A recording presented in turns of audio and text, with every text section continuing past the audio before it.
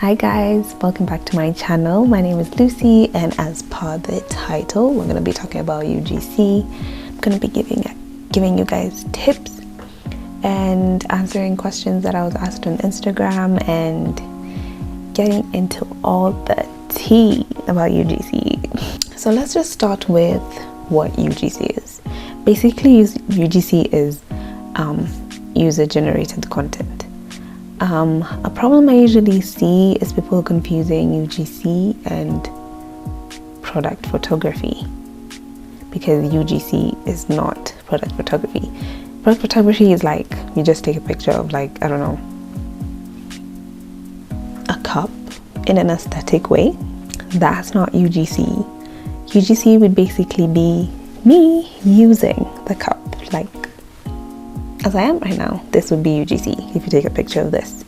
Or if you're advertising a clip, it won't be the clip on the table in an aesthetic way. It'll be holding up my hair using the clip, how I hold my hair using the clip, So user generated. So that's the difference between UGC and product photography. But essentially you just have to show using the product in normal day-to-day usage to show the audience in a relatable way how they can use the product. Essentially, that's why brands use UGC content as like a testimonial to show, like, people are using the product, this is how they use it, and you can use it too. That's essentially what UGC is. The next question I had was in terms of how do you start UGC? Honestly, I'm gonna give you the most cliche answer. Just start creating content. Like, take whatever you have in the house. Like I said, the clip. Take really good content with the clip, like, features about the clip, what makes this clip different, how you use the clip. And on top of just having your social media showing your UGC, I would have a media kit or a portfolio showing examples of your work. This is another thing that I see guys making a mistake, is using a PDF as your media kit or your portfolio. No, please, because how am I gonna see videos of what you've done as a brand? I'm not gonna have the time to go all the way to your social media to look. No. So have a media kit that is in form of a website. There's some that are free, like on Canva, and there's some that you pay, which are professionally done, and they're quite cheap, honestly. But I would have it in form of a website, and you just upload all your videos, upload all your pictures. The services you offer as well can be UGC videos, UGC photography, product photography, whatever it is, script writing. You can be a copywriter as well. Whatever it is, just write what you can do in your media kit, so that people, like, when you approach a brand with the media kit, they just run through it, know if you're a good fit, and then can approach you if you are. But if you're making it hard for them to come to you, they're not gonna come to you. Another thing you're gonna do is diversify. Most people say niche down in terms of UGC, but I think you should diversify because you don't have an audience. UGC, they don't, like, as a creator, you don't post the content on your page, so you don't have to be beauty, fashion, lifestyle, whatever. I'm beauty, fashion, lifestyle on my page, but as UGC, I've done beauty, fashion, lifestyle, tech. I've done everything. So I don't think niching down is a great option, but that's my opinion. I think you should diversify, get into tech, whatever it is, just be able to sell a product, and I think that would be the best option for anyone. So diversify the type of content you have in your media kit or your portfolio. Fill it with as much as you can. Just take any product, literally anything in your house, and shoot. just shoot, get better at editing, get better at voiceovers, maybe talking to the camera if needed to talk to the camera. Yeah, the fourth thing that people likely asked a lot was in terms of rates. Now, one issue is that rates differ in different countries. So you'd find in the US the base rate would be $150 for a video, and in the UK you can find it's like $250 a video, and then in Kenya it's like, I don't know, as a beginner, these are all beginner rates, $7K maybe. I'm not entirely sure about the minimum in Kenya, but I would say as a beginner, $7K is a really good rate. If you've just started out, you don't really have experience, $7K is a really good rate to start on. Might be too much, maybe, I'm not sure. Honestly, I'm just throwing numbers out there because I'm not sure about the Kenyan rate at all, because UGC hasn't hit in Kenya at all, honestly. But it is starting to grow, and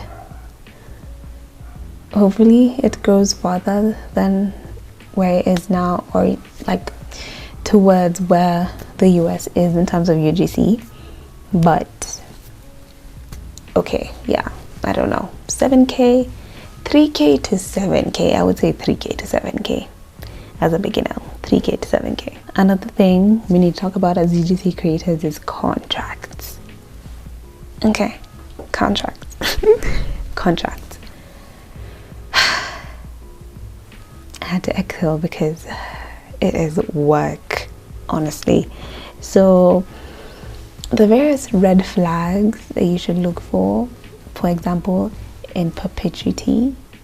No, there's no way a brand should be using your content forever, and I'm gonna tell you why.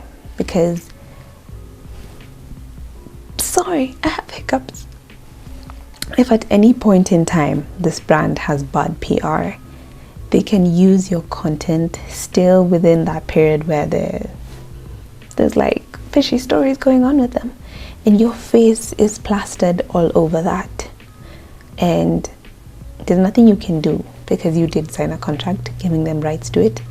Essentially, you should be giving rights to your content for 30 days. 30 days. Sometimes a year, but 30 days. 30 days. There's some contracts I've signed for like a year and then 30 days paid usage. Like, meaning they can boost your content for 30 days only. If they want to boost it again, they pay you. And if they want to use it past the 1 year mark, they have to pay you again. So essentially it keeps brands from using content for an extensive period of time in case of anything, bad PR on their side, bad PR on my side, and then, you know, it keeps everyone safe in their corner, in my opinion. Another thing that people should know is about raw files. Like, yes, you've shot the content, you've edited into a nice cute video, and then they ask for raw files. You should be charging for that. And essentially people charge 40 to 50% of the base fee. A base fee is what you charge for the video. Let's say I charged, I don't know, 20,000 for a video. Okay, let's say I charged 20,000 for a video.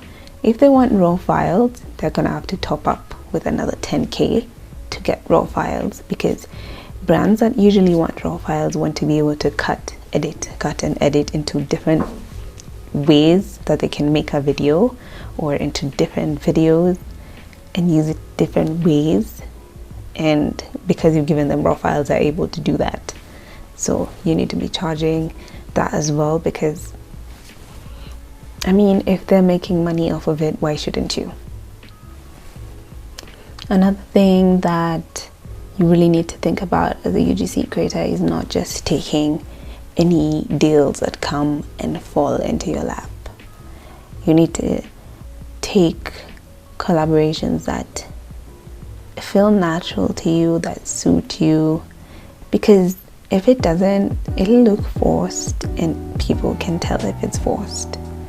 So you truly don't need that. Like, there's some products you truly just, if you don't need it, don't do it. If it doesn't fit you, like you eat clean, you are a clean girl, like you just don't do junk food and whatnot, and then you need to do UGC content for an energy drink, really doesn't make sense. Again, also because you'll have your personal social media where you'll sell yourself as a clean eating girl, and then someone's scrolling through Instagram and sees you promoting an energy drink. Doesn't make sense. So I just think choose what is suitable for you, what you think suits you, but also diversify. You don't need to stick between, oh, I only do makeup content, I'm only gonna do makeup UGC. You can do wig UGC. You can do, I don't know, skincare UGC, as long as it's something that fits within your life in some way naturally. So when you're shooting the content, you're not going completely out of your way to shoot a video, if you get what I mean. Like, you're not like, oh my god, what am I gonna do? No, you like, something falls on your lap, a collaboration falls on your lap, it'll be, oh, I can do that tomorrow. I'm literally doing something related to that. I feel like I'm rambling now, so I'm just gonna stop on that topic. Right, I had to take off the glasses. So another thing you need to remember is to master the art of marketing. So in terms of UGC, it's not just sitting in front of the camera and being like, hi guys, so I got this product, and no, it's not like regular influencer marketing. You need to have hooks and the different shots that you need. So in terms of hooks, a hook is something like something that attracts attention to the video, because you literally have 3 seconds to keep someone, I'm sorry about the dogs, anyway, you have 3 seconds to like grab someone's attention. Like, you know, the first thing they hear needs to be like, you need to stay for the video. So trying to think of an example of a hook.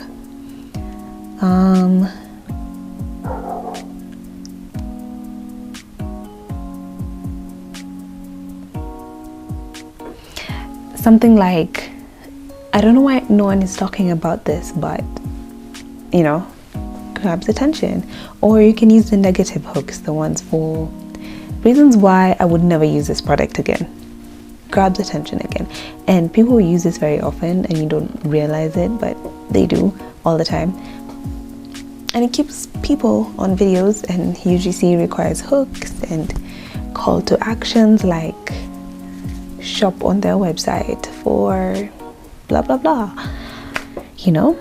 Yeah, so UGC requires you to know about hooks, about call to actions, about shots. So in terms of shots, honestly this should be used in even normal videos, but wide shots, you know, like, I don't know what they're called. Are they called tight shots or something? I don't know. I just know they're like super close-up shots, and there's tight shots where it's just like the product is in frame but it's not super close. There's wide shots where there's like space around the product that you're trying to advertise. So, and then there's B-roll. B-roll is essentially like, if I'm talking about this cup, this is not B-roll. B-roll would be like the cup on the table and you're just zooming in or like panning on it. That's B-roll. And things like that. This is just me literally sharing the knowledge I have on UGC.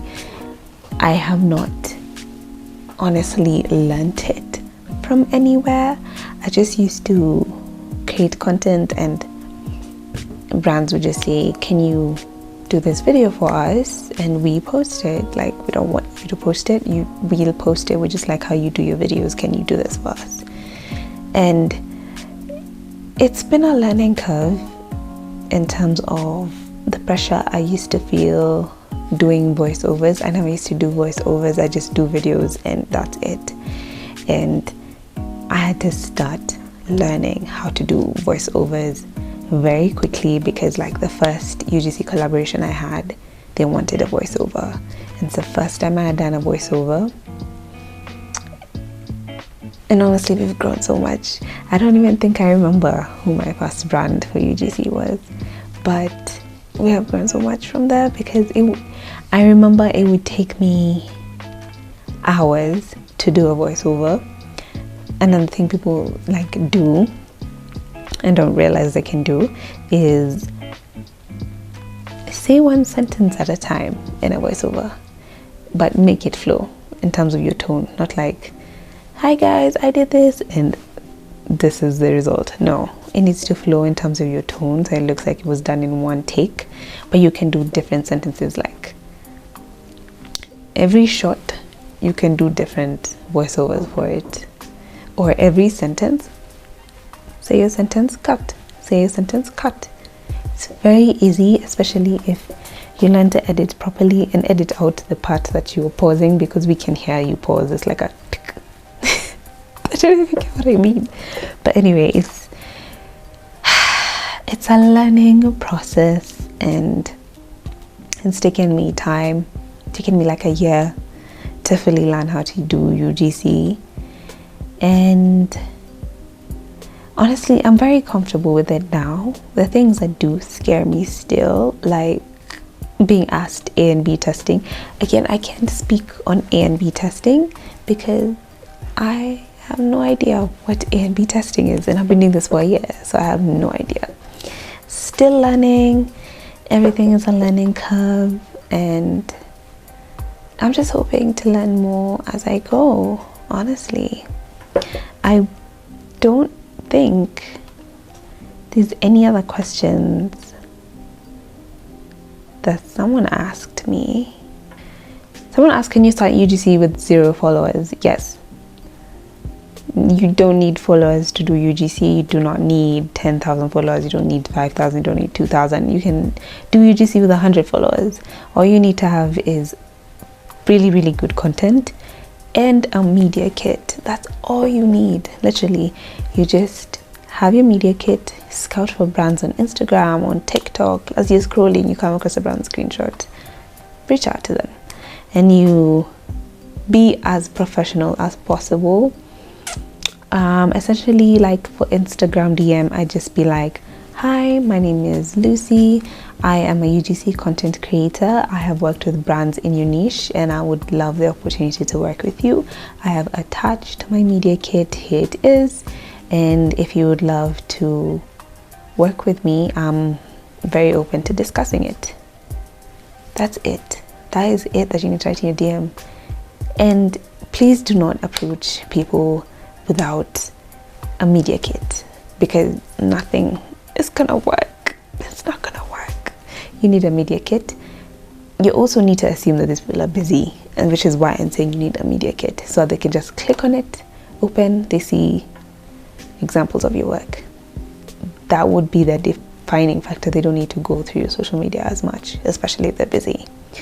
In terms of email, I would make it slightly longer because it's an email.